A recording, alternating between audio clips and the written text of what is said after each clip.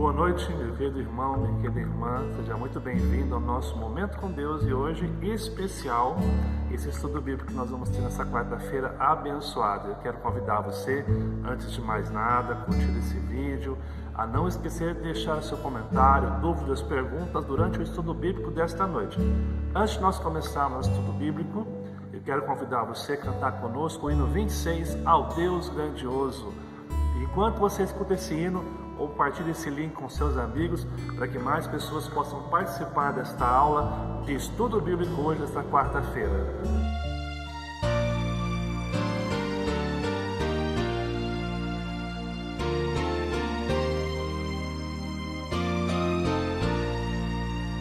Senhor meu Deus, quando eu maravilhado os grandes feitos vejo da tua mão, estrelas, mundos e trovões rolando, a proclamar teu nome na amplidão.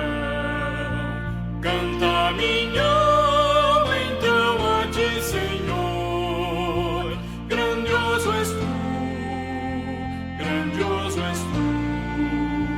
Canta minha alma então a ti, Senhor, grandioso és tu, grandioso és tu.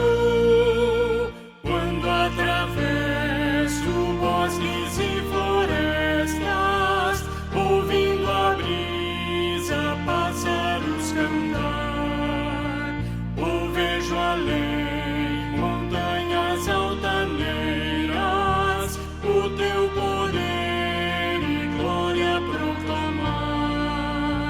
Canta minha alma então a ti, Senhor, grandioso és tu, grandioso és tu.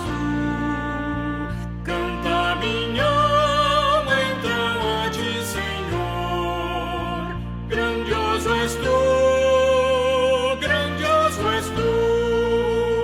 Quando percebo que na cruz maldita, por teu amor, Jesus morreu por mim e me livrou do jugo do pecado, ali vertendo sangue carmesim. Canta minha alma então a ti, Senhor, grandioso és tu, grandioso és tu. Canta minha alma então a ti, Senhor, grandioso és tu, grandioso és tu.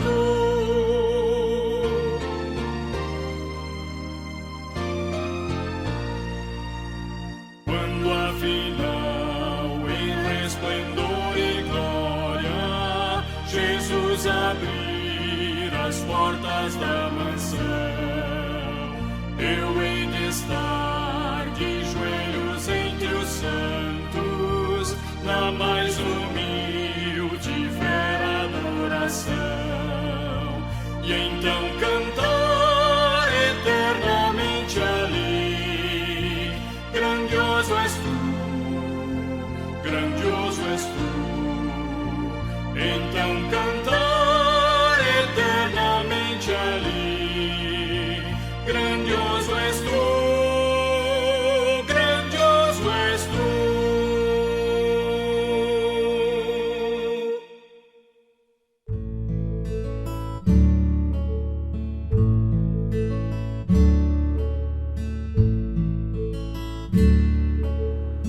Vamos lá então ao nosso estudo. Nessa noite eu quero trazer esse tema com vocês do estudo. O que é ser igreja? É uma questão que nós queremos levantar aqui hoje para conversar um pouquinho mais sobre o que é ser igreja. Lembra que esses estudos são propostos para os nossos amigos que têm participado das lives com a gente. Nós temos 2 temas também que foram sugeridos que eu falo no final, e bons temas. Se você tem algum tema para sugerir também, quero convidar você a mandar no nosso WhatsApp, a mandar no comentário aqui hoje mesmo, tanto pelo YouTube quanto pelo Facebook, para que a gente possa estar compartilhando aí o seu tema, estudando também juntos aí, ok? Nosso tema, eu já disse, é o que é ser igreja. E a proposta do estudo bíblico de hoje é o seguinte: primeiro, repensar o que significa ser igreja de Cristo em nosso contexto prático. O que é ser igreja? O que significa para mim e para você hoje fazer parte de uma igreja? O que é esse ser igreja que tem sido tão poluído nos nossos dias? Uma segunda coisa é o seguinte: refletir sobre as mudanças necessárias para vivenciar o ser igreja. Quando nós olharmos de forma muito prática hoje o que é ser igreja, nós seremos convidados a mudanças práticas também. A olhar para a nossa vida, a olhar para o nosso contexto e pensar em que áreas eu e você precisamos mudar e corrigir para que venhamos a ser de fato igreja de Cristo. Terceiro, assumir os compromissos de ser igreja de Cristo em nosso contexto. Não é só pensar em mudanças, mas assumir, porque o ser igreja, naturalmente, é algo que Deus nos dá e nos desafia constantemente a assumir nosso papel como igreja. Uma coisa importante, vamos então, nessa noite, conceituar o que é igreja. O que é igreja? Vamos lá então. A Bíblia define igreja como o ajuntamento do povo de Deus. Interessante que as palavras, tanto no hebraico como no grego, que sugerem igreja, que halal e eclesia no grego e halal no hebraico, eles têm a ideia de ajuntamento, da congregação do povo, sendo essa invisível e visível. A compreensão de invisível consiste de todo o número dos eleitos que têm sido, são e serão reunidos num só corpo. Ou seja, a igreja invisível compreende aqueles que em todas as eras, tempos, serão reunidos como eleitos de Deus em um só corpo. E a visível consiste de todos aqueles que, espalhados pelo mundo inteiro, professam a salvação em Cristo Jesus, pregam a centralidade das Escrituras e testemunham o senhorio de Cristo em suas vidas. Muito interessante isso daqui, professam a salvação, creem em Jesus como Salvador das suas vidas, pregam a Bíblia, a centralidade nas Escrituras e testemunham o senhorio de Cristo nas suas vidas. É um testemunho diário. Cabe ressaltar que a igreja não salva ninguém, mas é o ajuntamento daqueles que verdadeiramente são salvos. A igreja não salva ninguém. A igreja não tem o poder de salvar pessoas. Quem salva é Jesus Cristo, mas as pessoas salvas se ajuntam em igreja, em comunidade cristã, porque são salvas em Cristo Jesus. Assim, qual é o texto base da nossa reflexão desta noite? Eu quero ler com vocês Mateus 16, verso 18. Olha só o que fala esse texto. Também eu te digo que tu és Pedro, e sobre esta pedra edificarei a minha igreja, e as portas do inferno não prevalecerão contra ela. Nós vamos fazer um estudo mais aprofundado no texto propriamente dito. Esse texto essa noite é um texto básico para que a gente possa começar a pensar em ser igreja, mas algumas coisas interessantes aqui. Quando você vai para o original, você encontra tanto a palavra Pedro, que significa pedra, ou pedra, rocha, e depois ele fala sobre essa pedra, edificarei a minha igreja. Aqui, nós encontramos duas coisas. Primeiro, Pedro, ele é escolhido não com grau de superioridade, mas ele é escolhido entre iguais, para ser aqueles que iriam edificar a igreja. Paulo vai dizer em Corinto que ele era um prudente construtor. Também a mesma ideia que está acontecendo aqui, onde Pedro vai ser responsável, assim como nós somos hoje edificadores do reino de Deus aqui na terra, embaixadores do seu reino. Mas quando Jesus fala sobre esta pedra edificarei a minha igreja, Jesus não está falando que a pedra fundamental da igreja seria Pedro, mas que ele próprio, a pedra angular, a pedra que foi rejeitada, ele seria o fundamento da igreja. Então, a ideia que nós temos aqui é a responsabilidade humana e o fundamento da fé. O que significa isso? Nós, como cristãos, temos uma responsabilidade de edificar a igreja do nosso Senhor. Mas o fundamento pelo qual nós edificamos a igreja não é eu, não é você, não foi Pedro, não foi Paulo. O fundamento é Jesus Cristo como Senhor. E quando nós, como cristãos, edificamos a igreja sobre o fundamento que é Cristo, as portas do inferno não prevalecerão contra ela. Ou seja, o inimigo não terá autoridade e poder contra a igreja de Cristo, certo? Pensando nesse texto aqui, pensando nessa situação, que nós temos uma responsabilidade humana, mas a pedra fundamental, aquele sobre o qual deve ser edificada a igreja de Cristo, é o Senhor Jesus, nós passamos então para a introdução à nossa temática. Olha só o que eu quero trazer de introdução nessa noite. No texto, Jesus declara que edificaria a sua igreja sobre a pedra, ou seja, Ele mesmo, né? Edificar aqui significa que proveria o crescimento em sabedoria cristã, afeição, graça, virtude, santidade, bem-aventurança e piedade. Ou seja, Jesus vai alicerçar a sua igreja sobre esses princípios. Continuando. Quando tratamos sobre igreja, entende-se que seja um grupo de cristãos ou daqueles que, na esperança da salvação eterna em Jesus Cristo, somente nele, observam seus próprios ritos religiosos, mantêm seus próprios encontros espirituais e administram seus próprios assuntos de acordo com os regulamentos prescritos para o corpo por amor à ordem. Aqueles que em qualquer lugar, numa cidade, vila ou etc., constituem um grupo e estão unidos em um só corpo, ou seja, eles têm os seus ritos, eles têm as suas práticas religiosas, mas todo o fundamento da sua fé é Jesus Cristo. E onde quer que eles estejam, cidades, bairros, vilas, pequenos grupos, grandes grupos, eles trabalham pelo amor, pela ordem e constituem um grupo que é unido a um só corpo, que é o corpo de Cristo, né? Continuando aqui, amados. No texto base, vemos que esta igreja iria prevalecer sobre as portas do inferno. Porém, aqui encontramos um problema. Olha só. Vivemos em uma época que a igreja cristã se tornou apenas uma instituição. Olha só. As maiores marcas dessa atual situação é a irrelevância e indiferença. Interessante porque hoje a igreja evangélica, e eu digo principalmente a brasileira, que é o nosso contexto, se tornou uma igreja irrelevante, que não faz falta. Não faz falta. Quando nós tivemos agora a questão do Covid, que as pessoas queriam que a igreja abrisse porque fazia bem para as pessoas, é no sentido das pessoas estarem com medo da morte, então elas precisam se aproximar de Deus e teoricamente a igreja é o lugar onde Deus está. Mas não porque a igreja faz falta para a sociedade como um todo. Muitos vizinhos, aliás, preferem que a igreja nem esteja ao lado das suas casas hoje.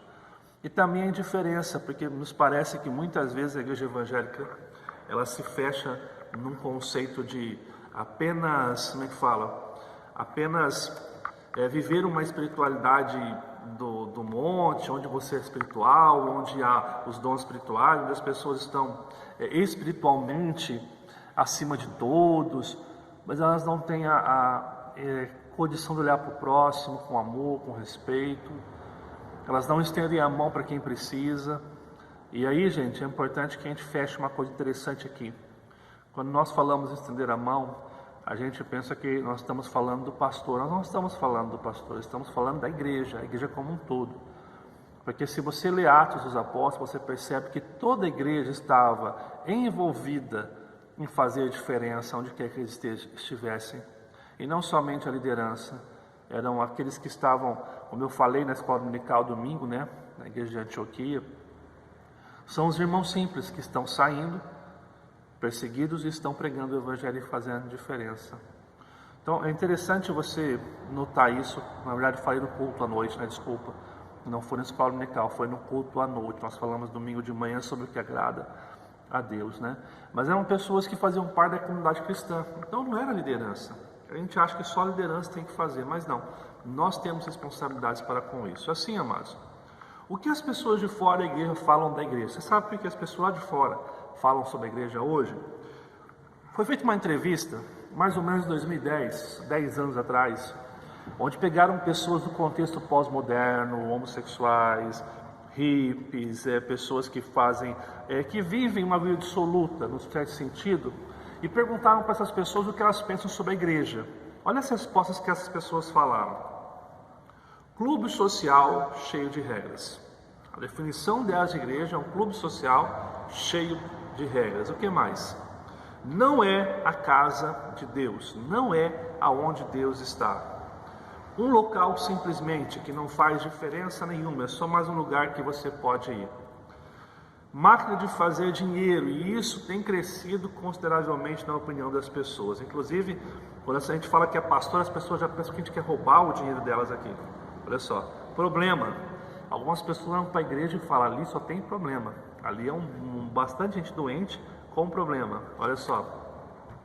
Lugar de ignorância. Como as pessoas imaginam que o crente ele não pensa, o cristão ele não tem a inteligência, ele é ignorante e por isso ele segue a Jesus. Olha só. Sistema carcerário. Que interessante que quem dá a sua opinião, eu não coloquei, tem um vídeo falando sobre isso, mas eu não quis colocar aqui por conta dos direitos autorais que a gente está tendo hoje com o YouTube, com o Facebook.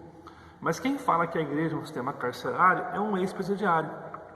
Ou seja, ele entende que a igreja é tão igual ao sistema carcerário que ele vivenciou. O que mais? Último lugar a se frequentar. Último lugar a ir, último lugar a passar um tempo na minha vida. Onde se perde a vida.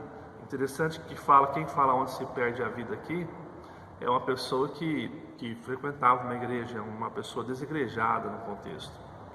Não preciso dela para ter Deus, ou seja, nada faz diferença.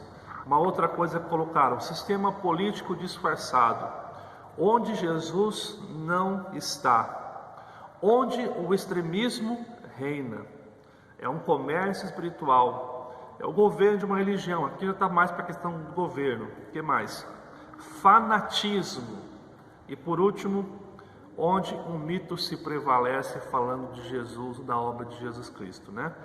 Você percebe que os comentários que as pessoas falam sobre a igreja são bem pejorativos, são bem pesados, né? E aí a pergunta vem o seguinte: qual a nossa reação ao ouvir isso? Se você percebe as pessoas de fora da igreja, o que você pensa quando você ouve isso? Eu já ministrei esse estudo em alguns encontros presenciais, amados.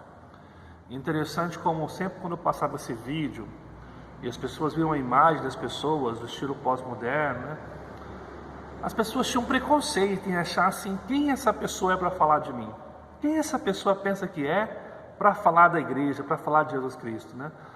Mas é interessante que havia um sentimento de desprezo por essas pessoas.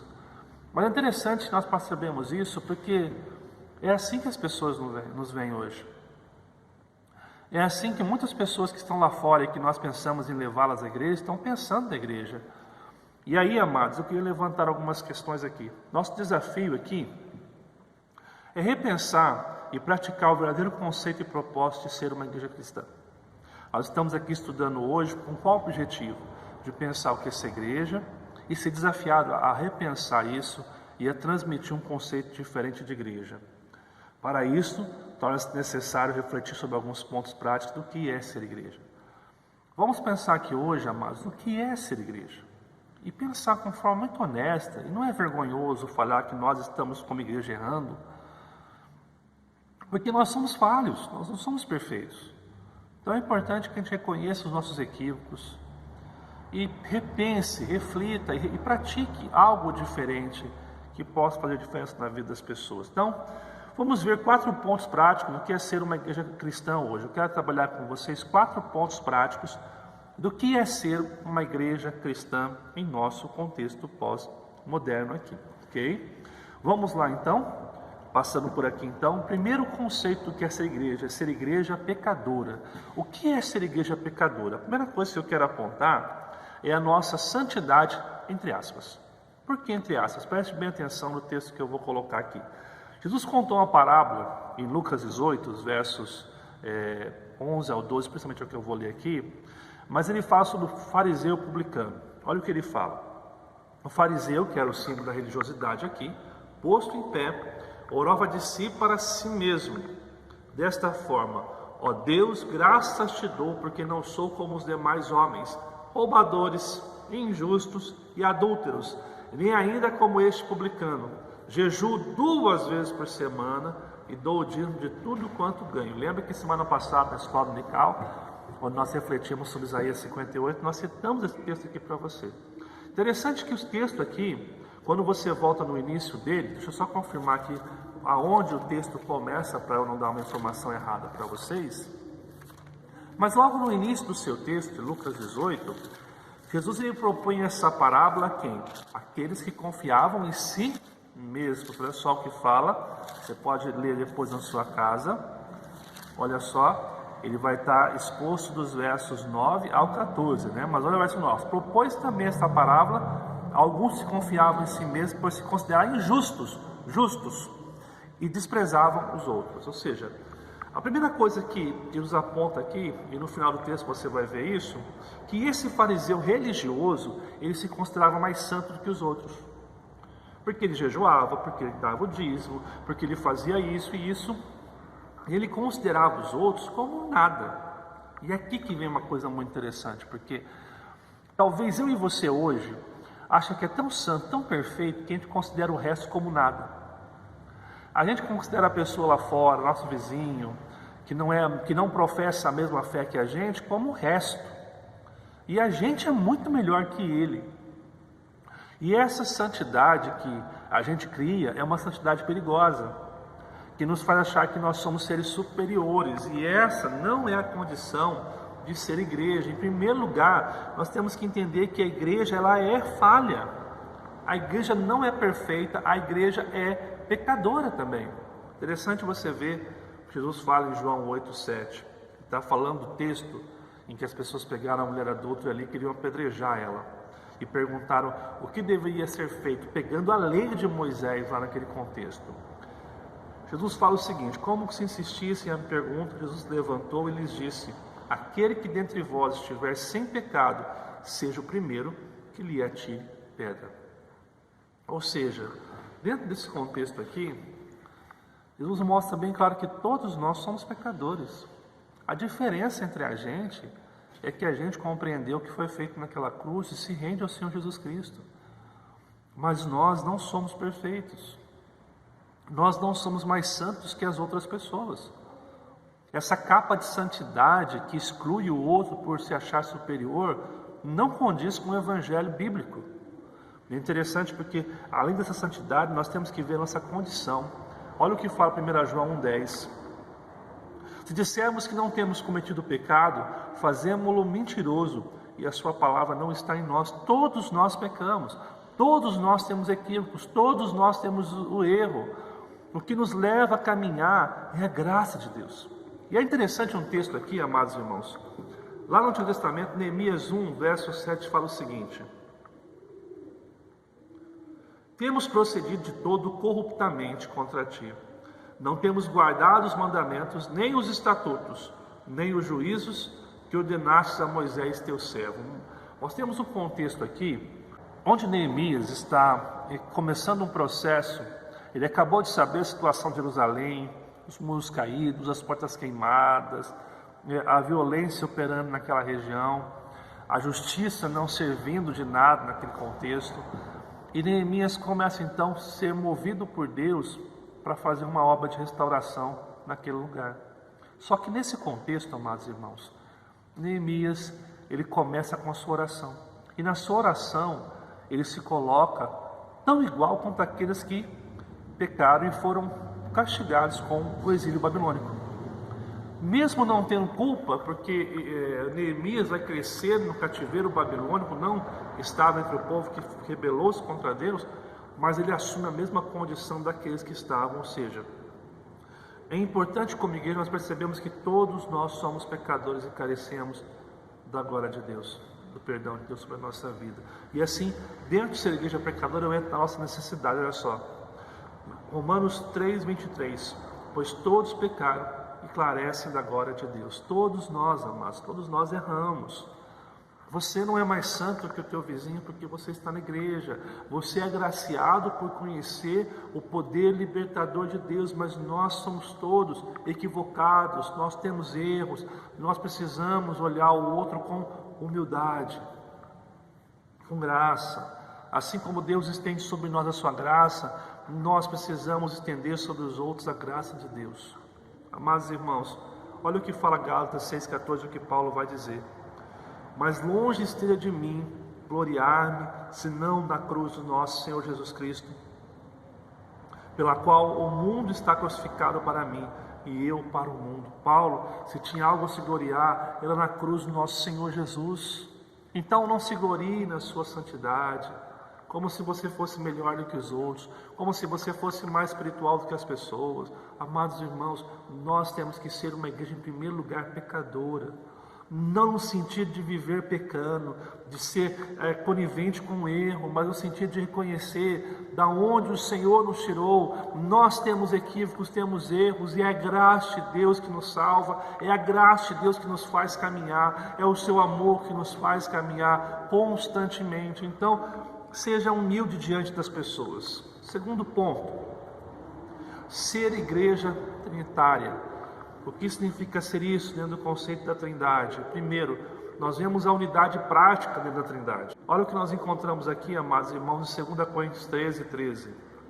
A graça do Senhor Jesus Cristo e o amor de Deus e a comunhão do Espírito Santo seja com todos vós. Aqui nós encontramos a bênção apostólica, onde o apóstolo Paulo está derramando, trazendo à igreja a bênção da Trindade. E o que significa esse texto para nós aqui? Primeiro, o texto começa com a graça do Senhor Jesus Cristo, ou seja, Jesus se entregando. Tudo que nós somos como pessoas, como igrejas, como cristãos, só é possível porque o Filho de Deus entra na história, se entrega por mim e por você, e nos faz criar novas criaturas. É o sacrifício de Cristo, por isso que Cristo é o centro da fé cristã. A fé cristã tem que ter Cristo como a sua centralidade maior. Mas ele fala sobre o amor de Deus, e aqui o que? Deus amando, porque Deus dá o seu Filho, porque Deus entrega o seu Filho para mim e para você. Interessante que a comunhão do Espírito Santo seja com todos vós, porque somente o Espírito Santo pode fazer o que?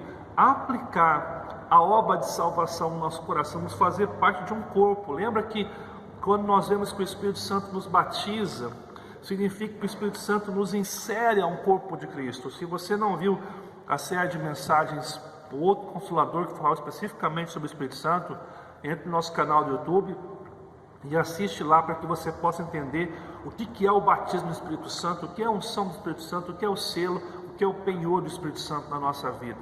O batismo do Espírito Santo significa que Deus nos insere em um só corpo. Então, o que nós encontramos na Trindade é a perfeita harmonia da unidade, porque o Deus Pai ama, o Deus Filho se entrega e o Deus Espírito Santo aplica em nós, nos fazendo receber a obra da redenção.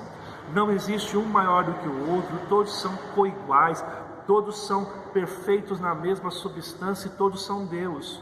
Um princípio de unidade que nós devemos buscar. Assim, vamos um pouquinho mais a fundo, pensar no amor de Deus. Onde é que nós encontramos a referência ao amor de Deus na Bíblia?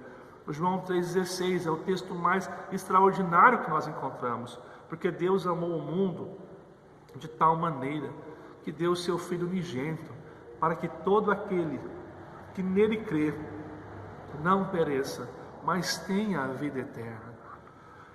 Nós temos o amor de Deus que nos faz caminhar, mas esse amor de Deus também deve ser estendido ao próximo.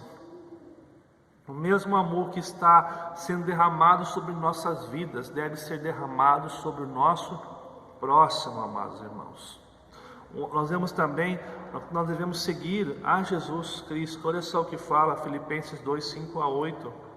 Tende em vós o mesmo sentimento que houve também em Cristo Jesus, a mesma essência, o mesmo propósito, pois ele, subsistindo em forma de Deus, não julgou como direito ou usurpação o ser igual a Deus.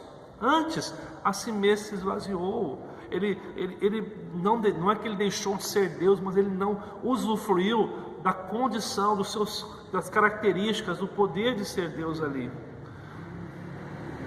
Assumindo a forma de servo, e aqui a palavra servo é escravo, ele foi servo, e tornando-se em semelhança de homens, e reconhecido em figura humana, a si mesmo se humilhou, tornando-se obediente até a morte de Cristo, a morte de cruz, desculpa.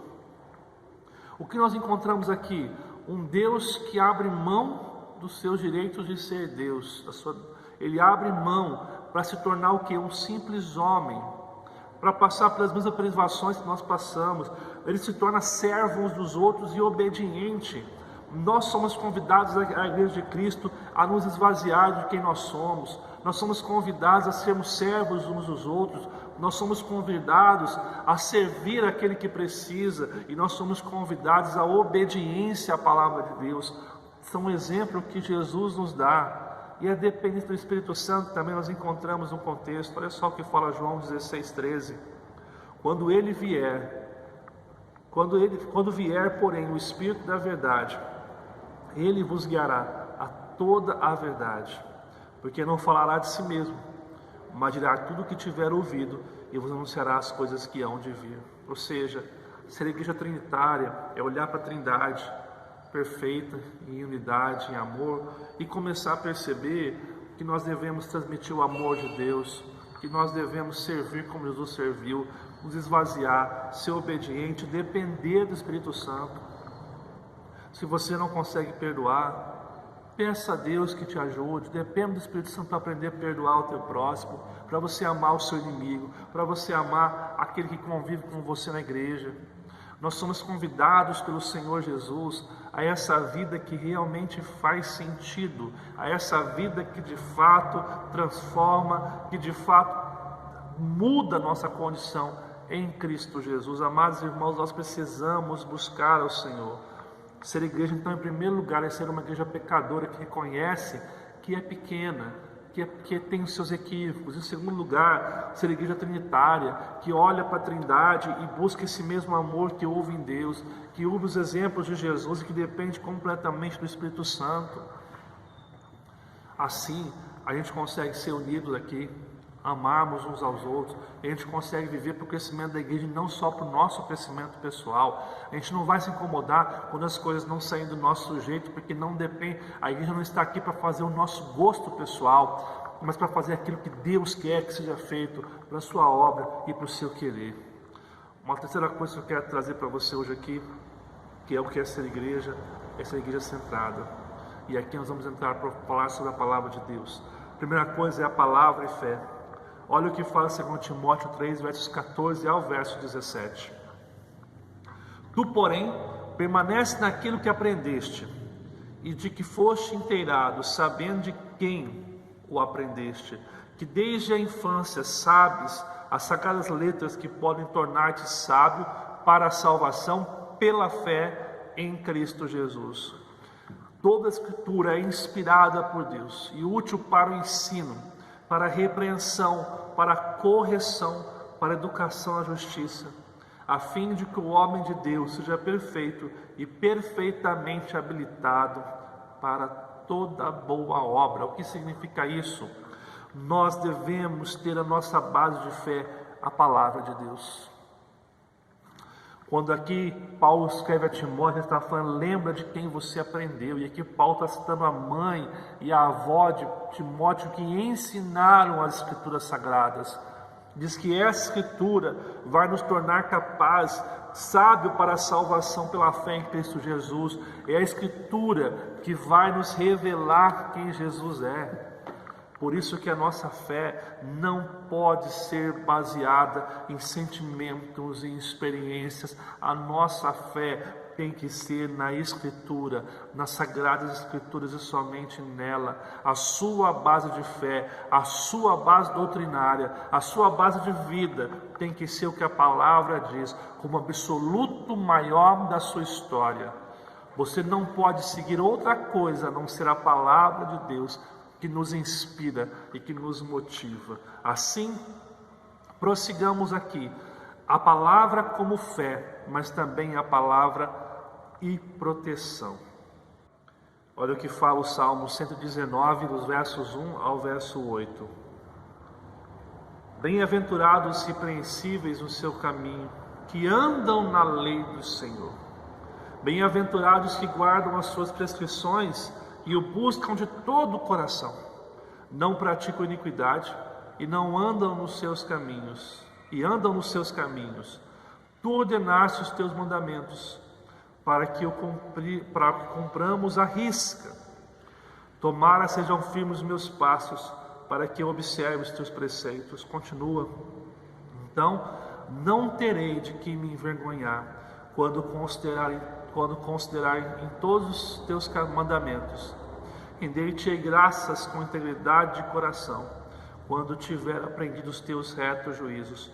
Cumprirei os teus decretos, não me desampares jamais.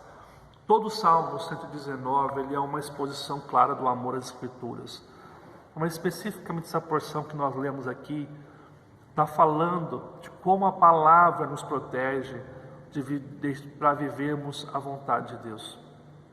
Quando nós não seguimos a palavra, nós começamos a seguir a nossa vontade, o nosso eu, os nossos achismos, os nossos sentimentos, as nossas emoções, e a gente começa a caminhar por caminhos que não são os caminhos do nosso Senhor e Salvador Jesus Cristo. Por isso a palavra, ele é um instrumento sim de proteção para a nossa vida, para a nossa história. A palavra como libertação. Olha o que fala João, capítulo 8, verso 31 e 32. Disse, pois, Jesus aos judeus que haviam crido nele: se vós permanecerdes na minha palavra, sois verdadeiramente meus discípulos, e conhecereis a verdade, e a verdade vos libertará. Dois detalhes aqui. Primeiro, vocês serão discípulos se permanecerdes na minha palavra. Quem não permanece na Bíblia, nos ensinos da Bíblia, no que a Bíblia fala, não é discípulo de Jesus. Parece duro, mas é isso que a palavra de Deus nos ensina. Muitas pessoas estão hoje criando uma fé cristã por revelações, por visões, porque o cara foi divinamente levado para o inferno, divinamente levado para o céu, porque o cara tem a capacidade de inventar demônio que a Bíblia não diz, e uma batalha espiritual que territorial, que a própria palavra de Deus não diz, e as pessoas baseiam sua fé no que é revelação humana, no que é sonho, no que é visão, e não na Escritura. O que nos liberta é o quê? Se permaneceis na minha palavra, sois verdadeiramente meus discípulos, e conhecereis a verdade revelada nas Escrituras, e o quê? E a verdade vos libertará. Vos libertará. Lembrando que Jesus fala isso para judeus que confiavam demais nas tradições humanas. Amados irmãos, esses homens que estavam no contexto do capítulo 8 aqui, eram homens que se consideravam muito melhores do que os outros, que simplesmente por ter uma tradição achavam que estavam acima dos outros. Jesus fala: se vocês não guardarem a minha palavra, vocês não são meus discípulos. Conhecereis a verdade, e a verdade vos libertará. Amado irmão, desafio você a pegar todas as suas práticas religiosas e ver se a Bíblia condiz com elas. Mas seja honesto em estudar. Não vai forçar texto bíblico, não. Pega a Bíblia aqui, meu amado. Pega a Bíblia e vê se o que você está fazendo no teu dia a dia está de acordo com ela. Suas palavras, ações, atitudes, comportamento, vê se está de acordo com a palavra de Deus. Somente a palavra, ela é a libertação na nossa vida. Uma outra coisa, a palavra é vida. Olha o desafio que nós temos em 2 Coríntios 3, capítulo verso 1 e verso 3. Começamos porventura outra vez a recomendar-nos a nós mesmos? Ou temos necessidade, como alguns, de cartas de recomendação para vós outros, ou de vós?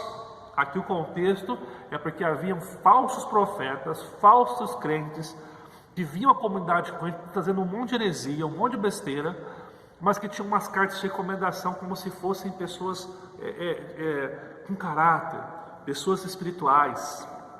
Olha o que Paulo fala: vós sois a nossa carta, escrita em nosso coração, conhecida e lida por todos os homens, estando já manifestos como carta de Cristo, produzida pelo nosso ministério, escrita não com tinta, mas pelo Espírito de Deus vivente, não em tábuas de pedra, mas em tábuas de carne, isto é, nos corações. Sabe o que Paulo está falando aqui? O comportamento de vocês reflete a verdadeira fé. Vocês não precisam de carta de recomendação. A vida de vocês, o comportamento de vocês é a melhor carta de recomendação de que você pertence a Cristo, de que você é um discípulo de Jesus. Por isso que ser igreja é ser igreja centrada na palavra, não nas emoções, não nas revelações, não nos sonhos, não em livros de autoajuda e livros de espiritualidade que mais exalta Satanás como o demônio mais poderoso de todas as coisas, que todo mundo tem que fazer isso, mas não são conceitos bíblicos, não são conceitos que a palavra nos traz, e por falta de conhecimento as pessoas se perdem, e detalhe, não gostam que a gente fala isso, sabe por quê? Porque se incomodam, porque se acham mais espirituais, porque esses falsos teólogos, falsos profetas, estão criando uma geração que se acha mais espiritual do que os outros. A palavra é que deve ser nossa regra de fé e prática, é a palavra que protege da mentira, do pecado, é a palavra que nos liberta, e é a palavra que deve reger nossa vida. Se a nossa vida não estiver de acordo com a palavra, se não estivermos centrados na palavra, nós não seremos igreja de Cristo Jesus. Seremos movimento, clube social, e aí aqueles discursos que a gente ouviu no começo das pessoas, no contexto pós-moderno, que não estão na igreja, serão realmente válidos.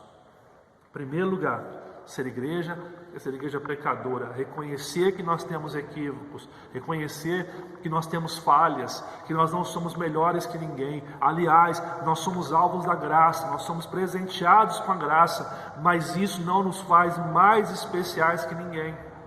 Em segundo lugar, ser igreja trinitária, olhar para a trindade, para a unidade que ela produz, o ensino da unidade, da renúncia, da obediência, do amar acima de todas as coisas, na dependência da ação do Espírito Santo na nossa vida. E terceiro, uma igreja centrada, onde a Escritura, a regra de fé e prática, é a Escritura que deve nos conduzir, e não nossos achismos, revelações, livros de autoajuda. É a Escritura que deve nos conduzir. E por último, ser igreja é ser igreja doadora. O que é ser igreja doadora? Quero falar sobre o respeito em primeiro lugar. Olha só o que fala Mateus 22, verso 39. O segundo, semelhante a este é: amarás o teu próximo como a ti mesmo. Jesus estava falando do primeiro mandamento, amar a Deus. Mas o segundo é amar o próximo. E o que é amar o próximo? É respeitar. Respeitar o outro. Respeitar as dificuldades do outro. E muitas vezes nós, como cristãos, não sabemos respeitar. Quando se levanta a questão da homossexualidade, as pessoas precisam aprender a respeitar. Respeitar é diferente de aceitar. Por exemplo, nós temos amigos que são homossexuais e eles frequentam a nossa casa, mas eles têm consciência que nós não somos coniventes e não aceitamos a prática que eles vivem. Mas como ser humano, nós respeitamos a pessoa, nós amamos as pessoas. Porque isso é um ensino de Jesus, amar o próximo. Respeitar o próximo é diferente de aceitar e ser conivente com o pecado. Você precisa fazer uma diferença bem clara na sua vida, que em nome desse não aceitar, nós também estamos deixando de amar, de respeitar o nosso próximo. E ser igreja é olhar para aquele que está errando com um olhar de misericórdia, de saber que essa pessoa é carente da revelação de Cristo Jesus, que pode mudar a vida dela. Então, o primeiro princípio de ser uma igreja doadora é ser uma igreja que respeita, que ama as pessoas que estão à sua volta, que ama os seus irmãos que estão com você, mesmo que haja diferença de opiniões, mesmo que haja comportamentos diferentes, nós precisamos amar os nossos irmãos, ter respeito por eles. E eu tenho visto pessoas que perderam respeito pelo outro irmão, que denigrem, que falam de qualquer jeito, sem respeito para com o próximo. Isso não é um comportamento cristão. Uma outra coisa é falar da paixão. Olha o que fala 1 Coríntios capítulo 9, verso 16 ao 19, olha só. Se eu faço de livre vontade, tenho galardão, mas se constrangido então a responsabilidade de dispenseiro que me está confiada. Neste caso, qual é o meu galardão? Qual é a minha recompensa? É que, evangelizando, proponha de graça o Evangelho, para não me valer o direito de que Ele me dá. Porque, sendo livre de todos, fiz-me escravos de todos, a fim de ganhar o maior número possível. O que é a paixão no contexto do nosso estudo aqui? É a dedicação a servir ao Senhor, a evangelizar as pessoas. Paulo dizia que ele era livre, mas ele fez escravo para quê? Para ganhar as pessoas. Ele fala que a responsabilidade que ele tinha era porque ele era dispenseiro de Deus. Ele era comissionado a falar de Deus. A igreja cristã Ela está no mundo para proclamar a grandeza de Deus, para ser sal e luz, para vivenciar a pregação do Evangelho. Uma igreja que não prega não é igreja cristã. A igreja cristã deve ser movida a pregar o Evangelho, não somente a liderança da igreja, mas todos os crentes que fazem parte da igreja cristã. Ser igreja doadora é respeitar o próximo, é pregar o Evangelho, mas também é ter dedicação. Olha o que fala João capítulo 4, verso 34, 35 e depois o 38. Disse-lhe Jesus: a minha comida consiste em fazer a vontade daquele que me enviou e realizar a sua obra. É isso que alimentava o Senhor. Vós não dizeis vós que ainda há 4 meses até a ceifa? Eu, porém, vos digo: erguei os olhos e vede os campos, pois já branqueiam para a ceifa. Olha o final do texto: eu vos enviei para ceifar o que não semeastes. Outros trabalharam e vós entrastes no seu trabalho. Jesus aqui falando com os seus discípulos, ele diz o seguinte: eu estou enviando vocês a pregar o Evangelho. Os campos estão brancos, à espera daqueles que irão proclamar o reino de Deus, que irão pregar. A gente só consegue pregar quando há dedicação ao chamado que Deus nos dá. Se nós não nos dedicarmos ao chamado de Deus, nós deixaremos de fazer aquilo que Deus quer que a gente faça. Ser igreja doadora é respeitar o próximo, é amar as pessoas, é ter paixão para dar a sua vida em favor delas, mas também é ter dedicação com aquilo que Deus nos dá. E por fim, é um convite à prática. Olha o que fala 1 João 3,16. Nisto conhecemos o amor, que Cristo deu a sua vida por nós, e devemos dar nossa vida pelos irmãos. Olha só, quão desafiador é o ensino de João nesse texto. Nisto conhecemos o amor, que Cristo deu a sua vida por nós, e devemos dar nossa vida pelos irmãos. Você quer desafirmar que isso? Está disposto a dar a tua vida pelo teu irmão hoje? Talvez muitos de nós, sendo de forma muito honesta, diríamos: não estamos dispostos a fazer isso. Mas o convite que o Evangelho nos faz é que nós venhamos a fazer isso. Assim, amados irmãos, eu concluo pensando no que é ser igreja. Ser igreja pecadora, reconhece os equívocos, não é perfeita, não é melhor que ninguém, não é mais santa que ninguém, tem equívocos, tem erros, tem coisas que prejudicam a nossa vida. Ser igreja trinitária, é olhar para a unidade que é na Trindade e perceber que nós precisamos amar como Cristo, Deus amou, precisamos nos esvaziar como Jesus se esvaziou, ser servo, obedecer e depender da ação do Espírito Santo na nossa vida.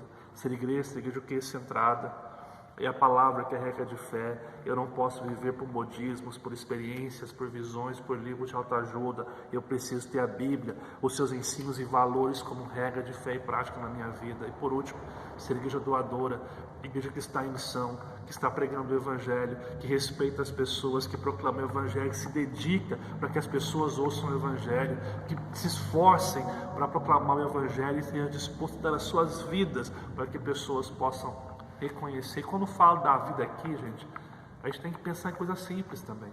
Por exemplo, talvez de abrir mão do conforto da sua casa para visitar alguém. Aquele dia que você está muito cansado, que quer só dormir, aquele dia você deixar de dormir para ir lá, levar um folheto, levar uma mensagem, falar disso para as pessoas e falar quem Jesus é para aquela pessoa. São atos de abrir mão da sua vida por amor a outro. São simples atos. Nós podemos resumir tudo isso, amados, na seguinte declaração: o que é ser igreja?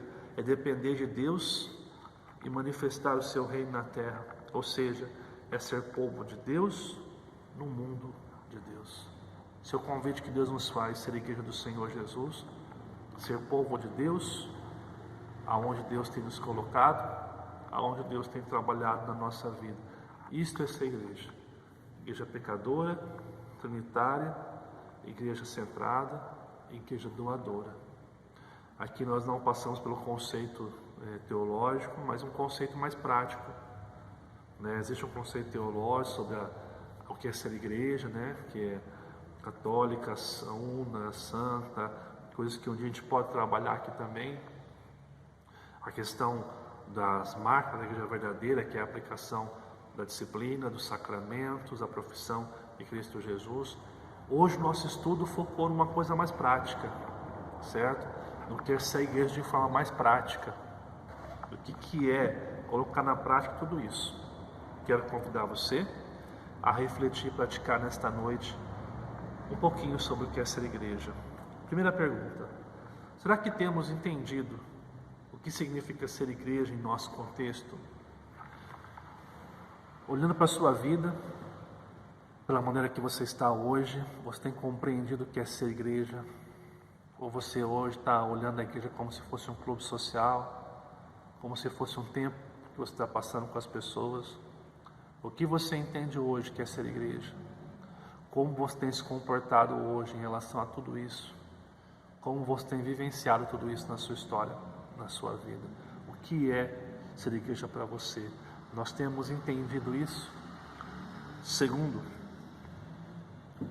de que forma eu posso ajudar o grupo que pertenço para que se torne uma igreja cristã? Qual a contribuição eu posso dar para o grupo que eu frequento hoje, para a igreja que eu estou hoje, para que a nossa igreja, nosso grupo cristão, de fato, seja uma verdadeira igreja cristã na cidade de Cruzeiro que nós estamos? Como nós podemos colaborar com o corpo, como nós podemos colaborar com os irmãos, para que sejamos de fato mesmo, uma igreja cristã que teme a Deus e guarda os seus mandamentos. Por último, até que ponto você estaria disposto a fazer para se tornar uma igreja, um discípulo de Deus em sua cidade? Até que ponto você vai renunciar? Até que ponto está disposto a renunciar para ser uma igreja cristã, para ser de fato o que Deus espera de cada um de nós? Amados irmãos, nós precisamos repensar seriamente o que é ser igreja. Nós precisamos repensar o que significa vivenciar os valores e princípios do reino de Deus, sendo uma igreja pecadora, uma igreja trinitária, uma igreja centrada e uma igreja doadora. De forma muito prática, nós trouxemos aqui hoje para você. Que Deus possa abençoar a sua vida, que Deus possa levar você a de fato ser uma igreja. Nós vamos orar ao Senhor neste momento, para que Deus nos abençoe nesta noite de estudo bíblico. Quero agradecer a você que está participando com a gente, sempre é um prazer, os irmãos de fora aí, que sempre participam com a gente. Que Deus abençoe muito a vida de vocês, que esse tempo possa ser um tempo que Deus nos dá para aprender. Quero convidar você a orar neste momento, para a glória e honra do nosso Senhor Jesus Cristo. Amado Deus e bondoso Pai, nós louvamos porque o Senhor é o Deus poderoso que tem feito nova todas as coisas. E nós reconhecemos que muitas vezes, como igreja, nós temos negligenciado o ser igreja. Por isso pedimos ao Senhor que nesta noite o Senhor nos inspire, que o Teu Espírito Santo nos incomode a viver o que é ser igreja. Que nós possamos, ó Deus e Pai, de fato, olhar para dentro de nós e perceber os nossos equívocos, que somos pecadores e não somos melhores que ninguém. Que possamos olhar para a Trindade, Pai, e seguir o exemplo de amor, de renúncia, de doação, de obediência, de dependência do Teu Espírito Santo. Que nós possamos ser centrados somente na Palavra de Deus, não em experiências, modismos, revelações, visões, mas na Escritura Sagrada que o Senhor nos deu. A Palavra de Deus que nos ensina acerca de Deus e o que o Senhor espera de nós. Que o Senhor, Pai, em nome de Jesus, nos faça ser uma igreja doadora, que respeita as pessoas, que está disposta a morrer para que pessoas conheçam o Senhor, abrir mão do conforto, daquilo que nós achamos primordial, para servir aqueles que precisam. Que nós tenhamos a dedicação que vem do alto, para cumprir os Teus preceitos e valores. Que nós possamos, em nome de Jesus, fazer diferença em nossa cidade Cruzeiro, e os irmãos na sua cidade possam fazer diferença. Que nós sejamos cristãos que fazem parte da sua igreja, visível, mas que temos colaborado para o crescimento da igreja. Abençoe os nossos irmãos que aqui estão. Abençoe aqueles que se encontram enfermos, que o Senhor possa visitá-los, cuidá-los. Oramos pela família da Tami, oramos pela família do Eli, pela dona Mirtes. Pedimos, ó Pai, rogamos que o Senhor intervenha, Pai, com teu poder e com a tua graça. Oramos pela família da Ariane também, Pai, que o Senhor possa cuidar de seu esposo nessa recuperação do Covid. Pedimos, ó Deus e Pai, que a tua vontade se cumpra no coração de cada um deles. Obrigado, ó Pai, porque o Senhor é Deus fiel, que tem cuidado de cada um de nós. Obrigado porque o Senhor é poderoso para fazer infinitamente mais do que pedimos ou pensamos. E é ao Senhor que nós oramos e entregamos a nossa vida neste momento, para que o Senhor faça nova todas as coisas, para que o Senhor restaure a tua igreja, o teu povo. Nos abençoe, Pai. Cuida daqueles, ó Pai, que estão nessa noite lutados, que perderam seus entes queridos. Que o consolo que vem do alto, a provisão que vem de Deus, seja com a vida de todos eles. Nós não entendemos muitas vezes os seus caminhos, mas confiamos no seu cuidado, confiamos na sua proteção. Que o Senhor nos abençoe, em nome de Jesus, Pai. Amém e amém. Que Deus abençoe grandemente a sua vida. Espero que você tenha gostado desse estudo que nós estamos propondo, que é o estudo mais prático da Palavra de Deus, né? Nós temos 2 temas aí que foram sugeridos pelos irmãos, né? O Léo sugeriu um estudo sobre os atributos de Deus, nosso irmão Marco, lá de Londrina, sobre o louvor antes da criação. Nós estamos já preparando esses estudos para que você possa estudar. E é importante que, se você tem algum tema que você quer conversar, você fica à vontade para mandar nos comentários aqui, para que a gente possa preparar um estudo com aquilo que você quer aprender, com o que você quer ouvir, sobre algo que você tem dúvida na fé cristã. Essas quartas-feiras vão ser exclusivas para nos ensinar e para nos ajudar a aprender mais de Deus. Então fique à vontade para mandar a sua sugestão de tema, tá? Você pode mandar aqui pelo Facebook, pelo YouTube nos comentários, tá? E você pode também mandar no meu celular, que é 12981 683681. Você pode mandar no WhatsApp: pastor, eu queria ouvir sobre tal tema, eu tenho dúvidas sobre isso, para que a gente possa conversar e de forma muito prática aqui aplicar isso na nossa vida, ok? Que Deus abençoe sua vida. Não se esquece, se você está assistindo pelo nosso Facebook aqui, não esquece de curtir nossa página e de pôr para seguir. Nós queremos crescer esse número de pessoas que estão participando com a gente. Se você está vendo pelo YouTube, não se esquece de se inscrever, gente. Nós estamos querendo chegar aos 200 inscritos, tá? Faltam só 25 para chegar lá. Então confio aí em você, não vai custar nada. Curte lá, se inscreve no canal. Não esquece de notificar os sininhos, né?